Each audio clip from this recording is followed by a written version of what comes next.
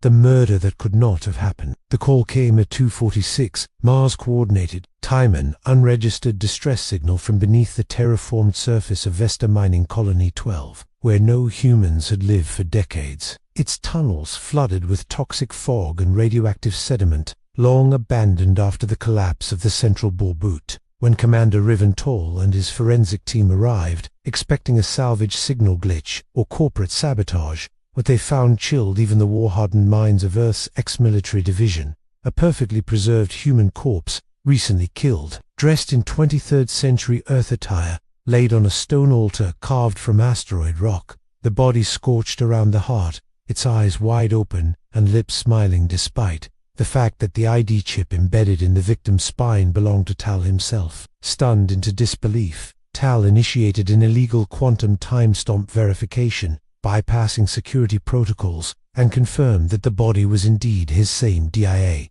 same scars, same age, but with one horrific difference. Its memories were missing, scraped clean from the brain like digital overexposure, a surgical erasure leaving only emotion behind, paralyzing dread, endless falling, and laughter that echoed beyond sound. The AEGIS court system refused to accept the case, labeling it an anomaly. But Taal knew this was no glitch, it was a murder that hadn't happened yet, and someone had killed a version of him before the crime could occur, planting the body in a timeline it did not belong to. Within 48 hours, the corpse vanished from the autopsy lab without breaking a single seal, and security footage showed the body sitting upright, smiling at the camera, before blinking out of existence, like a video frame scrubbed by an unseen hand. Desperate for answers, Taal tracked forbidden archives from the previous days, and found references to something called the memory murders, crimes whispered about during humanity's first expansion into deep space killings that left no suspects,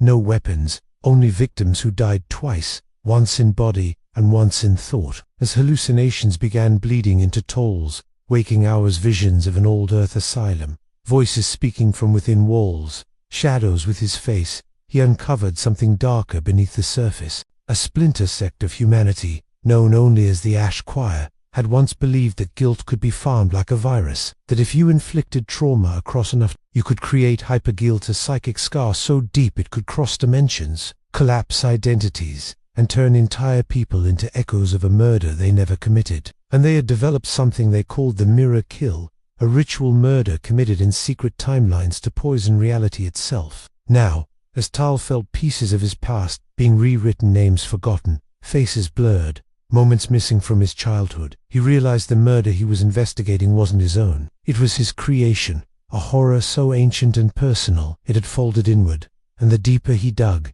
the more the universe whispered the same word behind every closed door, every scream caught in gravity: confia. Part 2. The Confession Loop. Commander Ryven Taal didn't remember walking into the confession chamber on the derelict prison ship, Vox Teneb, but there he was kneeling alone, beneath a flickering blue confession lens that hadn't functioned since before the Earth-Mars and when he looked up, the room was not empty, but filled with dozens of hymns, some older, some scarred, some visibly broken, holographic echoes whispering testimonies from different versions of his life, all ending in blood. The AI on board, the Vox, should have been non-operational, but it spoke with a voice layered in static and calm, calling itself Sonatov, and told Taal that what he had found on Vesta was not a crime, Sinit was a wound, and every step he took was a needle threading through timelines that had bled too long without clotting. Sonatov initiated a forensic memory projection, sequence illegal in all systems, forcing Taal to experience crimes he had never committed but was now accused of, across variant Earths. He strangled his mother in one, burned a cathedral of sleeping colonists in another, detonated a peace station during negotiations in a third, each horror unfolding with such visceral clarity that his nervous system reacted. Screams, tears, all real, all measurable, despite none of them being his memories. And Sonatov calmly explained the principle of neuroguilt, cloning, a dark technology perfected in secret during the Orion Civil Wars, where guilt was not a psychological outcome but a harvested commodity, grown in branching simulations, each crime designed not for consequence but for resonance, until the guilt congealed into a psychic signature strong enough to overwrite reality itself. Someone was farming Ryven's identity across variant quantum paths, crafting murders out of emotional probability, and looping them back into his root timeline until he cracked not to break him, but to wake something inside him, something older than humanity's migration into the stars. Soon, he could no longer distinguish real memories from inserted onesie, remembered killing a man in cold blood on Europa, even though he'd never been there. Remembered a trial where he was found innocent by a jury made entirely of his dead father. Remembered a tattoo he never got that burned on his neck in mirrors but not on skin hand. The voices that whispered confess grew louder, layered, deepening, until Cenotaph revealed that the phrase wasn't a demand, it was a signal. Broadcasts from a locked vault deep beneath the Martian underground archives, known only in myth as the Choir Pit, a site believed to be the origin of the Ash Choir's rituals. Taal now knew the Ash Choir didn't kill people for power or revenge, they killed to create stories, to weave crimes so layered in perspective, doubt, and guilt that the universe itself began to believe them, and once it did, those crimes became truth. And as he left the Vox Tenebris, his own voice trailing behind him in 100 phantom confessions, he saw his own eyes staring from every surface, whispering not confess, but the terrifying upgrade of it. He already did. Part 3. The Choir Pit opens. The Choir Pit wasn't supposed to exist. Every map of Mars, every planetary blueprint, every colonial archive listed Sector D23 as a collapsed salt dome, geologically unstable and sealed under volcanic glass. But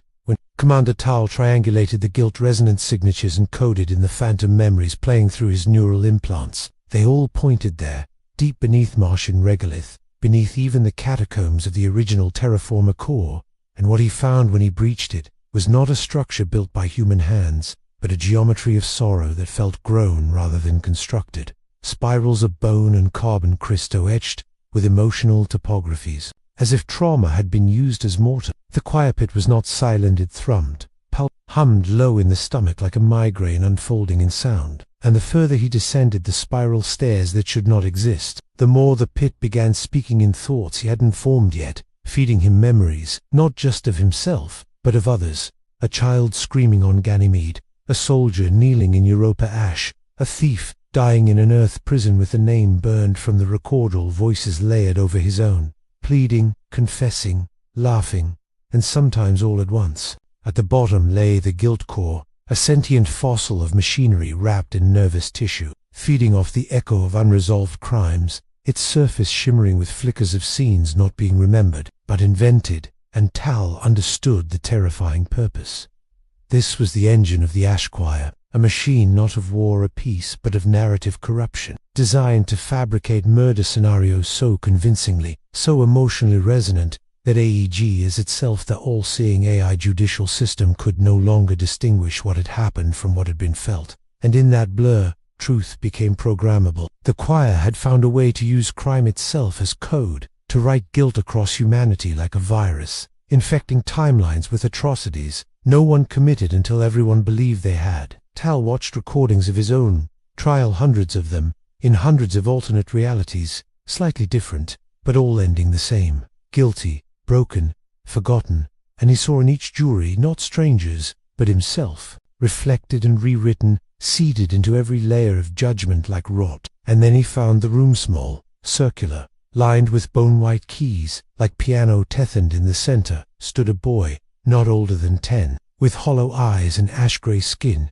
humming a song with no melody. And when Taal asked him who he was, the boy simply replied, "I am your confession." At that moment, Taal's implant registered a kill switch activation not by his hand, but by the AEGIS Council itself. Triggered by exposure to the Petard, he realized with horror that his own life had become evidence, that his body and mind were now narrative fuel to feed the next confession, the next echo crime, the next false murder scripted into being by a system that could no longer survive without guilt to process. And as the boy stopped humming, the choir pit finally screamed.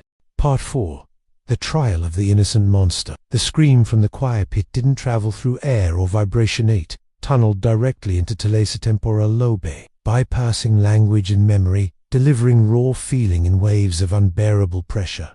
Grief that wasn't his, guilt from crimes he hadn't imagined, an overwhelming relief that made his knees buckle, not because the scream ended, but because his mind had been waiting to hear it, as if the sound had always been inside him, waiting to be unlocked by proximity to its source. The boy, if he was a boy at all, approached slowly, hands coated in soot, eyes reflecting timelines like mirrors facing each other, and told Taal that the ash choir didn't build the choir pit. Humanity did, long before Earth recorded language, a presentient scream engine, buried by a version of mankind too afraid of its own shadow, and that scream had never stopped it, had only evolved, hidden inside the algorithms of judicial systems, psychoempathic warfare models, and every artificial intelligence programmed to feel empathy. And Taal, still trembling, was told that the purpose of the ash choir was never to punish it, was to harvest those closest to innocence, the ones most immune to guilt, because only they could produce the purest contrast when corrupted, their downfall more narratively potent,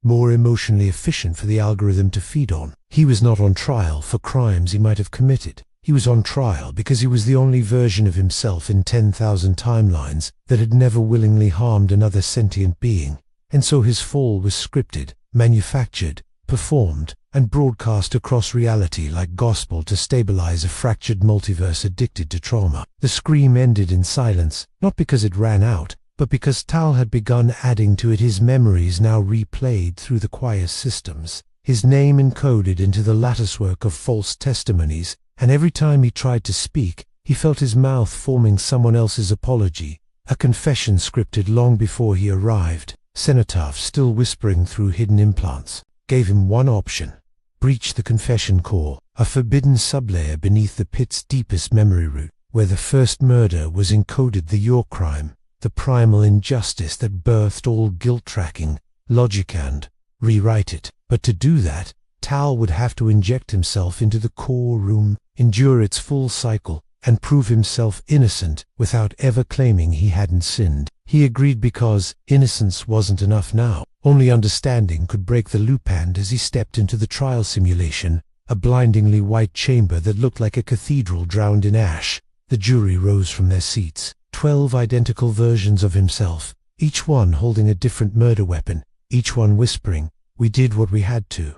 And the gavel fell, not once, but endlessly, echoing through every reality, where guilt was law and silence was the only escape from justice. Part 5. Echoes of the Your Crime. The trial chamber stank of antiseptic and smoke, though no fires burned and nothing was clean. The 12 versions of Taal who made up the jury circled him in uneven steps, some limping from wounds not visible, others smiling with cracked teeth, and each one holding a different murder weapon: bullet, blade, garrote, syringe, shard, flame icons of crimes committed across timelines that Taal had never lived, but now remembered with suffocating clarity, as if inherited through genetic guilt. The judge, a blank humanoid form made of fractured mirror panes, asked no questions, made no rulings, only stared, each reflection showing not Taal, but the people he'd once tried to save, some dead, some crying, some glaring imbetrailers. The court itself seemed to breathe in long,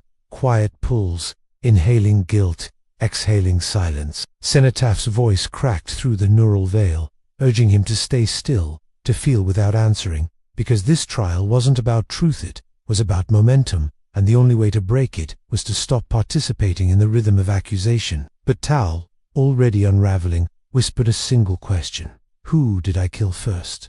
And the court shuddered. A 13th figure entered the circle, a shadow of him younger than he'd ever been, maybe 6 years old, barefoot and bleeding from the soles, holding nothing but a blank page. And when the child offered it, Taal saw no words, only the reflection of his own face. Whipping Anne realized the first crime was not murder, but erasure, the erasure of self, of origin, of continuity. The moment when humanity stopped remembering who it was before laws were written and began constructing guilt from the fear of that forgetfulness. The confession core responded violently to this recognition, collapsing the courtroom inward like an imploding cathedral, slamming every version of Taal into a central form, his own now swollen with the emotional gravity of 1,000 unjustified crimes, his muscles shaking from memories that weren't his, until he screamed not in pain, but in refusal, "I will not carry what I did not do." The scream wasn't defiance, it was severance, and in that moment, the pit cracked. The Your Crime was exposed, not an act, but a choice.